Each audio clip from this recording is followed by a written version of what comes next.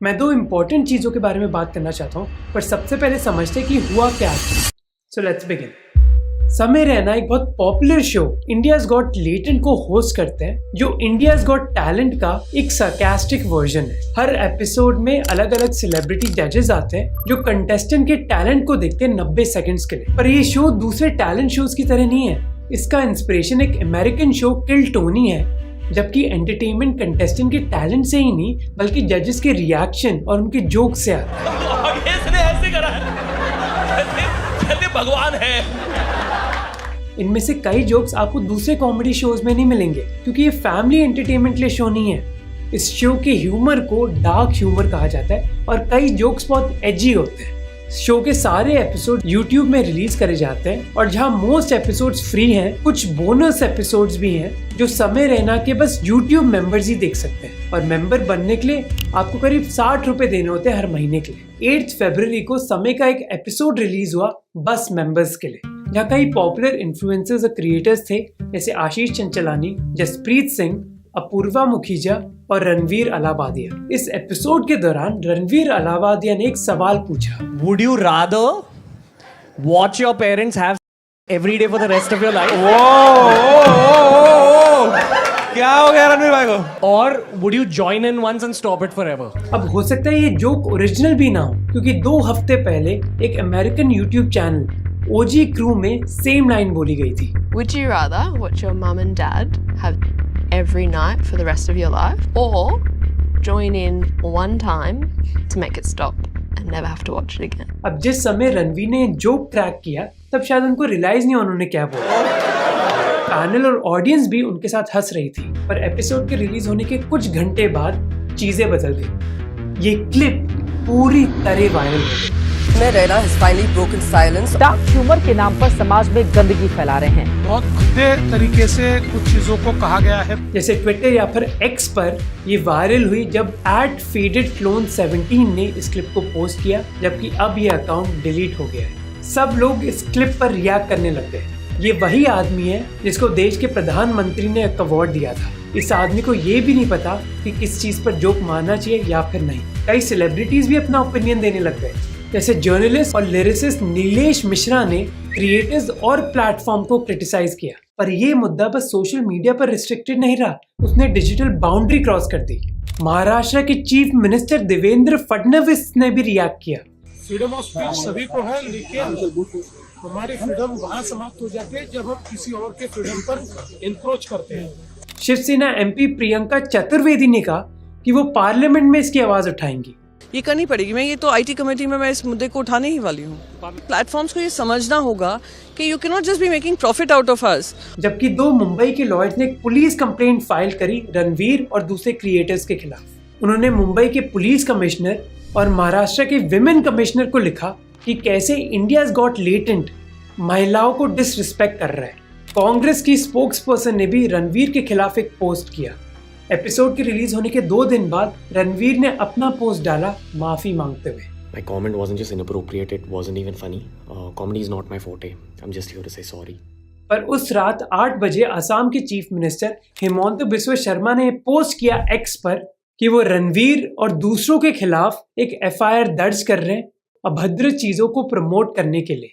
Main stream media में फिर बवाल मच जाता है। माँ बाप जिन्हें ईश्वर का दर्जा दिया गया, उनके बारे में ऐसी भद्दी, अश्लील, बेहुदी टिप्पणी की जाती है। Trying to endorse on this platform, drastically, and you are talking about a daughter or son that you did not treat. और इसी कथित कॉमेडी शो में रणवीर ने ऐसी बातें कही जो शायद उनका पॉडकास्ट देखने वाले सुन ले तो हो सकता है कि उन्हें दिल का दौरा यानी हार्ट अटैक आ जाए। 11 फरवरी को बी प्राक अनाउंस करते हैं कि उनका पॉडकास्ट होने वाला था रणवीर के साथ, जिसको वो कैंसिल कर रहे हैं। मैं ना यार एक पॉडकास्ट में जाने वाला था अभी, जो Beer Biceps, and we cancel that. क्यों? क्योंकि आपको पता है कि वो कैसी पैथेटिक थिंकिंग है। उसी दिन सेंट्रल गवर्नमेंट YouTube को एक नोटिस भेजती है कि उनको ये वीडियो हटाना होगा देश के IT एक्ट 2008 सेक्शन 69A के तहत। मुंबई का साइबर डिपार्टमेंट फिर एक केस रजिस्टर करता है और मांग करता है कि इंडियाज गॉट टैलेंट के सारे एपिसोड डिलीट हो जाने चाहिए। 11 फरवरी को मुंबई पुलिस की एक टीम रणवीर के घर के बाहर पहुंचती है। मुंबई पुलिस के एक ऑफिसर बोलते कि 30 गेस्ट जो इस शो के सारे एपिसोड्स में आए उनको समन किया जा रहा है और ये शो देश के पार्लियामेंट में डिस्कस होता है। 0R के दौरान शिवसेना के MP मांग करते हैं कि सोशल मीडिया कंटेंट को रेगुलेट करना चाहिए। वो बोलते कि इन्फ्लुएंसर्स फ्री स्पीच को यूज करके क्या नॉनसेंस पोस्ट कर रहे हैं। याला कारण OTT प्लेटफॉर्मवर कोई भी सेंसर नहीं है, उनको दिशा नहीं है। फिर national commission for women Ranveer, समय, अपूर्वा, जसप्रीत और आशीष को समन्स भेजता है। शो के प्रोड्यूसर्स तुषार और सौरभ को बोला जाता है कि उनको 17 फरवरी को न्यू दिल्ली पहुंचना होगा नेशनल कमीशन फॉर विमेन की इन्वेस्टिगेशन के लिए। इस दौरान टीवी चैनल्स 24 घंटे इस मुद्दे को ही कवर कर रहे हैं। तो इनको आर्टिस्ट और कॉमेडियन कहना बंद करें आप प्लीज। हाँ, ये इस लायक नहीं है कि किसी कला से इनको जोड़ा जाए, ठीक है? ये कलंकार है, कलाकार नहीं कलंकार है। बैकलैश इतना बड़ा है कि इंस्टाग्राम और यूट्यूब पर कई लोग रणवीर को अनफॉलो कर देते हैं और समय रहना पोस्ट करते हैं कि उन्होंने इंडियाज गॉट टैलेंट के सारे एपिसोड्स डिलीट कर दिए। अब दो इंपॉर्टेंट चीजों के बारे में बात करते हैं, फ्रीडम ऑफ एक्सप्रेशन और political incentives. Let's start with freedom of expression. 11 फरवरी को अर्नब गोस्वामी ने अपना प्राइम टाइम डिबेट ऑर्गेनाइज किया जिसका टाइटल था Beer Biceps filth. I'm not for cancel culture, but I believe quite clearly that this is beyond everything. Arnab Goswami बोलते कि रणवीर इतनी घटिया भाषा कैसे यूज कर सकते हैं, उनके खिलाफ एक स्ट्रिक्ट एक्शन लेना चाहिए। पर इस इशू को हटके हम 4 साल पहले जाते हैं। नवंबर 2020 को अर्नब गोस्वामी अरेस्ट हुए थे। आप उनकी फोटो देख सकते हो। उनको अरेस्ट किया गया था अनवर नाइक के सुसाइड केस में। अनवर ने अर्नब का स्टूडियो डिजाइन किया था और वो एक आर्किटेक्ट थे। अनवर की पत्नी ने क्लेम किया कि अर्नब ने अनवर को फीस नहीं दी और अर्नब का नाम अनवर के सुसाइड नोट में भी है। पर इस अरेस्ट को कई लोगों ने पॉलिटिकली मोटिवेटेड बुलाया क्योंकि अर्नब गोस्वामी ने मुंबई पुलिस को अटैक किया था सुशांत सिंह राजपूत केस के लिए। उस समय महाराष्ट्र में सरकार बीजेपी की नहीं थी बल्कि उदय ठाकरे कांग्रेस और एनसीपी की थी। कई बीजेपी मेंबर्स ने अर्नब की अरेस्ट को attack on freedom of expression बुलाया। इवेंचुअली अर्नब गोस्वामी को जेल से राहत मिल गई और इस केस में जस्टिस चंद्रचूड़ ने एक चीज कही। उन्होंने कहा कि मैं उसका चैनल नहीं देखता और चाहे आपकी अर्नब से आइडियोलॉजी मिलती भी ना हो, पर अगर आज कोर्ट्स इंटरफेयर नहीं करेंगे then we are travelling the path of destruction. देश के चीफ जस्टिस ने कहा कि मैं अर्नब का चैनल नहीं देखता पर उसकी राइट जरूर प्रोटेक्ट करूंगा। उन्होंने कहा कि अगर स्टेट गवर्नमेंट्स लोगों को टारगेट करने लग गई तो कोर्ट की जिम्मेदारी है लोगों को बचाने की। तो वही आदमी जिसको चीफ जस्टिस ऑफ इंडिया ने प्रोटेक्ट किया वो आज चिल्ला चिल्ला के बोल रहा है कि रणवीर को क्यों अरेस्ट करना चाहिए। अब आप बोलोगे मोक तो क्या बात कर रहा है यार, इधर की बात उधर कर रहा है। अर्नब का केस अलग है, रणवीर का केस अलग है।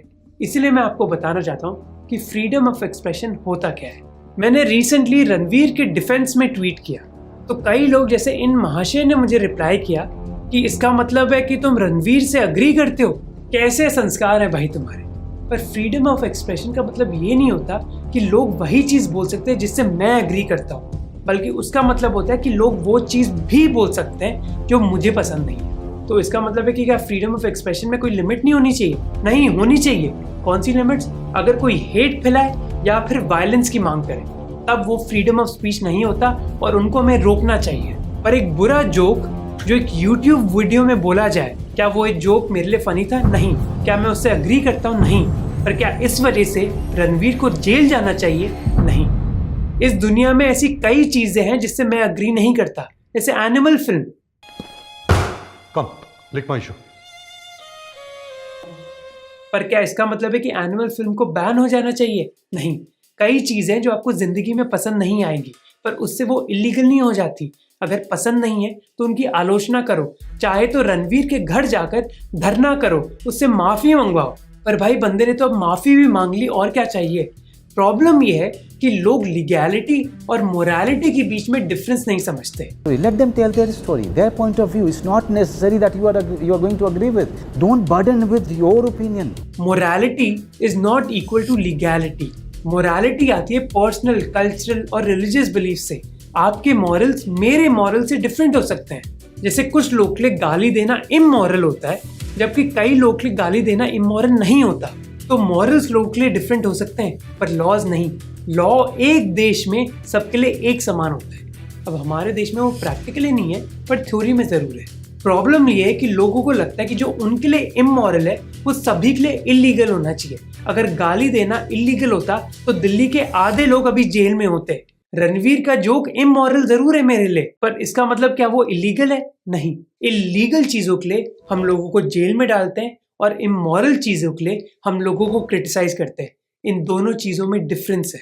अब आप में से कुछ लोग कहोगे कि कॉन्स्टिट्यूशन के हिसाब से तो हम रणवीर को जेल डाल सकते हैं। इंडियन कॉन्स्टिट्यूशन में freedom of speech and expression article 19(1)(a) में डिफाइन किया गया है। ये लॉ कहता है कि सभी सिटीजन्स को right to freedom of speech and expression है, पर इस स्पीच पर खुली छूट नहीं दे रखी सरकार ने। कुछ कंडीशंस के तहत आपकी स्पीच को रोका जा सकता है। ये है कि अगर आपकी स्पीच देश की सॉवरेनिटी और इंटेग्रिटी को टारगेट करती है, अगर स्पीच से वायलेंस, टेररिज्म या फिर सिक्योरिटी बिगड़ सकती है, या फिर स्टेटमेंट से देश के डिप्लोमेटिक रिलेशंस खराब हो सकते हैं दूसरे देशों के साथ। इसके अलावा अगर आपकी स्पीच से वायलेंस, राइट्स या फिर दंगे हो सकते हैं, या फिर कंटेंट ऑब्सीन, ऑफेंसिव और सोसाइटल वैल्यूज के खिलाफ है। अब ऑब्सीन, ऑफेंसिव और सोसाइटल वैल्यूज है क्या, ये डिफाइन नहीं किया गया और ये कोई एक्सीडेंट नहीं है, बट बाय डिजाइन इस चीज को लिखा गया है ताकि सरकार जब भी चाहे किसी को भी अंदर कर दे। आज रणवीर समय हो सकते हैं, कल मैं हो सकता हूँ, पर ये रिस्ट्रिक्शन हमारे कॉन्स्टिट्यूशन में स्टार्टिंग से नहीं थी, बल्कि कुछ समय के लिए हमारे देश में एब्सोल्यूट फ्रीडम ऑफ एक्सप्रेशन था। पर ये चेंज हुआ 1951 में जवाहरलाल नेहरू की बदौलत। एक बहुत अच्छी किताब लिखी गई है इस मुद्दे पर जो मैं आपको स्ट्रांगली रेकमेंड करूंगा। जवाहरलाल नेहरू ने हमारे कॉन्स्टिट्यूशन में फर्स्ट अमेंडमेंट इंट्रोड्यूस करी, जिसने इंडिविजुअल राइट्स और हमारी सरकार के बीच में जो रिलेशनशिप है उसको परमानेंटली बदल दिया। आजादी के बाद नेहरू सरकार के खिलाफ कई लीगल मुश्किलें आ रही थी अपने लॉज को पास करने के लिए। जैसे वो जमींदारी सिस्टम को हटाना चाहते थे और मीडिया पर कुछ रिस्ट्रिक्शन डालना चाहते थे, पर वो ऐसे लॉज पास ही नहीं कर पा रहे थे। तो उन्होंने डिसाइड किया कि क्यों ना मैं फ्रीडम ऑफ एक्सप्रेशन को लिमिट ही कर दूं। इसीलिए उन्होंने पब्लिक ऑर्डर का टर्म डाल दिया। उन्होंने कहा कि अगर कोई स्पीच पब्लिक ऑर्डर को डिस्टर्ब करती है तो उसको रोका जा सकता है। अब कई पॉलिटिशियंस इस चीज के खिलाफ खड़े हुए, पर उनकी चली नहीं। और इंटरेस्टिंग बात पता है क्या है? जवाहरलाल नेहरू ने इसको जस्टिफाई कैसे किया? उन्होंने कहा कि मीडिया वाले देश के नौजवान को बिगाड़ रहे हैं। उन्होंने कहा कि कई न्यूज़पेपर्स वल्गैरिटी और इनडिसेंसी से भरे हुए हैं, जिससे हमारी नौजवान जनरेशन के दिमाग में जहर घोला जा रहा है और उनके मॉरल स्टैंडर्ड्स गिर रहे हैं। ये कोई पॉलिटिकल प्रॉब्लम नहीं है, बल्कि एक मॉरल प्रॉब्लम है। वो कहते हैं कि हम अपने नौजवानों को इस जहर से कैसे बचाएं। ये था 1951 का साल, और 2025 में जो आप आर्गुमेंट सुनोगे ना, वो सेम ही है। लोग फ्रीडम ऑफ एक्सप्रेशन को रोकना चाहते हैं, ये कहते हुए कि यंग जनरेशन बहुत बिगड़ रही है। किसके बेसिस पर? एक जोक के बेसिस पर। देखो, जैसे मैंने पहले कहा कि मुझे रणवीर का जोक अच्छा नहीं लगा, पर अगर मुझे अच्छा नहीं लगा और आपको अच्छा नहीं लगा, उससे वो इलीगल नहीं हो जाता। मुझे प्रॉब्लम है हिपोक्रेसी से। कुछ साल पहले एकता कपूर को पद्मश्री दिया गया उनके कंट्रीब्यूशन के लिए। आपको पता है कि एकता कपूर कौन सा स्ट्रीमिंग प्लेटफॉर्म ओन करती हैं? ऑल्ट बालाजी, जिस पर ये सब दिखाया जाता है, बेसिकली सॉफ्ट। रवि किशन ने रणवीर के कंटेंट को क्रिटिसाइज किया। बहुत दुखद है इस तरह की भाषा का प्रयोग, जहां हमारी पत्नी, हमारे बच्चे, हमारी बेटी, हर घर की बेटी, हर घर की माताएं, बहनें सब देख रही हैं। इस तरह की बातों का, शब्दों का प्रयोग बहुत ही अपमानजनक है। ये योगी कहते हैं कि रणवीर जैसे लोगों को फांसी पे चढ़ा देना चाहिए। आपको पता है कि इस योगी ने सनी लियोनी की प्रोफाइल के नीचे क्या कमेंट किया? Follow me. अब आप बोलोगे कि इन लोगों को भी जेल में डाल दो, पर ये मेरा पॉइंट नहीं है। मेरा पॉइंट है कि कई चीजें हैं जिससे हम अग्री नहीं करते, जिसको हम इमोरल मानते हैं, पर उससे वो इलीगल नहीं हो जाती। अब बात करते हैं दूसरी चीज की, वो है पॉलिटिकल इंसेंटिव्स। हिमंता बिस्वा शर्मा, असम के चीफ मिनिस्टर जो गुवाहाटी में बैठे हैं, उन्होंने एक FIR क्यों दर्ज करी इंडियाज गॉट लेटेंट के खिलाफ। अब आसान होगा ये बोलना कि इंडियन पॉलिटिशियंस को कुछ पता नहीं, वो तो बिना सोचे समझे कुछ भी कर देते हैं, पर ये गलत है। उल्टा मैं मानता हूँ कि Indian politicians are one of the smartest people in our country. वो जानते हैं कि उनकी जॉब क्या है, वो है इलेक्शंस को जीतना, और उनको पता है कि उन इलेक्शंस को वो कैसे जीतेंगे। और क्या ट्रिक है इलेक्शन जीतने की? विजिबिलिटी। जब तक एक पॉलिटिशियन पब्लिक की आंखों के सामने नहीं होगा, तब तक वो उनके दिमाग में नहीं होगा इलेक्शंस के दौरान। कार्तिक मुरलीधरन ने इसके बारे में बहुत लिखा है अपनी किताब में। वो कहते हैं कि पॉलिटिशियंस हर बार वैसी पॉलिसीज इंप्लीमेंट करते हैं जिससे उनको इमीडिएट रिजल्ट्स मिले। सब्सिडीज, फ्रीबीज, हैंडआउट्स, ये ऐसी चीजें हैं जिससे शॉर्ट टर्म में आपको रिजल्ट मिल जाता है, बहुत मेहनत करने की जरूरत नहीं है। इसीलिए पॉलिटिशियंस वो चीजें करते हैं जिससे वोटर को तुरंत पता लग जाए कि ये फायदा मुझे अपने पॉलिटिशियन ने दिया। बस हाईवे बनाना काफी नहीं है, हाईवे को इनॉग्रेट भी करना होता है। बस सब्सिडी देना काफी नहीं है, एक इवेंट ऑर्गेनाइज करना जहां आप क्रिकेट मैच की तरह एक मैन ऑफ द मैच जैसी प्रेजेंटेशन करो, वो भी जरूरी है। पर रणवीर अलाहाबादिया के खिलाफ ट्वीट करना तो इस कैटेगरी में नहीं आता। तो हिमंता बिस्वा शर्मा और दूसरे पॉलिटिशियंस ने ये क्यों किया? विजिबिलिटी के लिए। आज के मीडिया एनवायरनमेंट में जब आपकी आंखों के सामने सैकड़ों वीडियोस हैं, उस समय विजिबिलिटी पाना बहुत मुश्किल है। और पॉलिटिशियंस को पता है कि एक बढ़ती हुई कंट्रोवर्सी में अपने हाथ निचोड़ने से उनको सबसे ज्यादा फायदा मिलेगा, because any publicity is good publicity. इसीलिए हिमंता बिस्वा शर्मा ने ये ट्वीट किया क्योंकि असम की बेरोजगारी को सॉल्व करना ज्यादा मुश्किल है। लैंडसेट की स्टडी ने दिखाया कि हमारे देश के पोल्यूशन की वजह से शहरों में 7% डेथ्स एयर पोल्यूशन से होती है। पार्लियामेंट में 46% सिटिंग मेंबर्स के खिलाफ एक क्रिमिनल केस है और 31% के खिलाफ serious case, including rape, kidnapping और मर्डर। देश में कोई भी शहर लिवेबल नहीं है। पब्लिक ट्रांसपोर्ट खराब है, हर जगह धूल और मिट्टी है, कचरा पड़ा हुआ है और हवा में एयर पोल्यूशन है। पर अगर एक यूट्यूबर के जोक के बारे में नेशनल कंट्रोवर्सी स्टार्ट हो जाए जिस पर मैं ट्वीट करूं, तो ना मेरे ऑपोजिशन को कोई अटेंशन देगा और ना देश की प्रॉब्लम्स पर। और इस स्ट्रैटेजी का इम्पैक्ट समझने के लिए हमें इंडिया में नहीं रहना चाहिए, बल्कि हमें जाना चाहिए वॉशिंगटन DC, डोनाल्ड ट्रंप के पास। डोनाल्ड ट्रंप ने दिखाया